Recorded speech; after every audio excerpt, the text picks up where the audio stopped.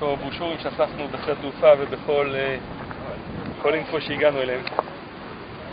שכולם הסתכלו על הבנג'י, הלכתי הצידה ואספתי פרוספקטים. כל המרוץ הזה לא בשליטה שלי. אני מנסה למזער את החוסר שליטה. חלבני החלטנו ללכת על מינימום משקל, אז לקחנו מגבת. האמת שזה מגבת רק שלי. לה יש מגבת יותר גדולה ב-20%, כי בכל זאת היא אישה. זה מגבת שלי, אני עומד כבר רבע שעה מנסה לייבש אותה.